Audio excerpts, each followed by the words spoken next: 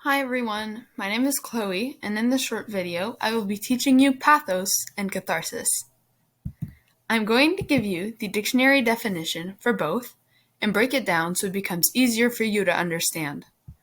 I will also be giving a few examples for both of these. Then, I will explain to you why these should be included in your writing. So let's begin. First, we will talk about pathos. The word pathos is Greek for experiencing, suffering, and emotions. The definition from the dictionary for pathos is the quality or power of evoking pity or kindly sorrow in literature.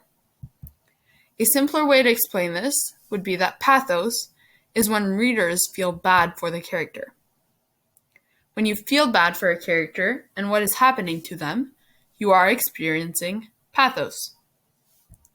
Synonyms of this literary theory include tragedy, poignancy, pity, and sympathy. An example of pathos could be found in Shakespeare's Romeo and Juliet when the two lovers take their own lives.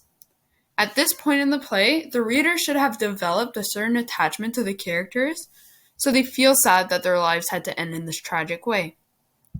Another example could be found in the first Harry Potter book when we learn about the death of both of his parents. At this moment, readers will most likely feel pity and compassion towards Harry. The next literary device is catharsis. Catharsis is almost considered a form of pathos. The word catharsis is a Greek word which means cleansing. The definition in the dictionary for catharsis is the process of releasing and thereby providing relief from strong repressed emotions. What this means is that in literature, catharsis happens when a reader lets go of the negative emotions they felt towards a character.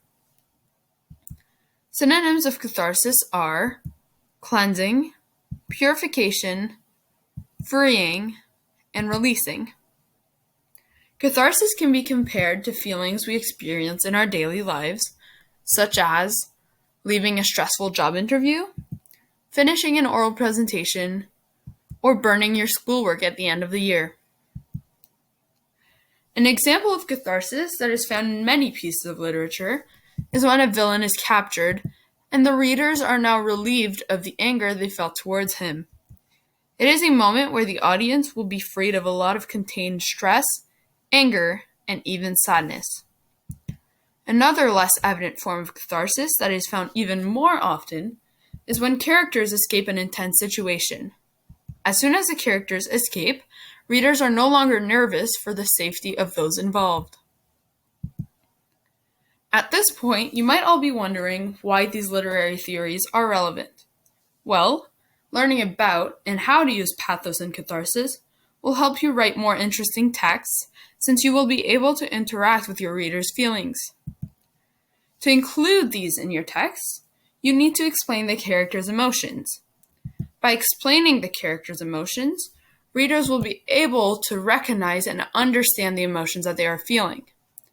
That is when readers will have an emotional response to the character.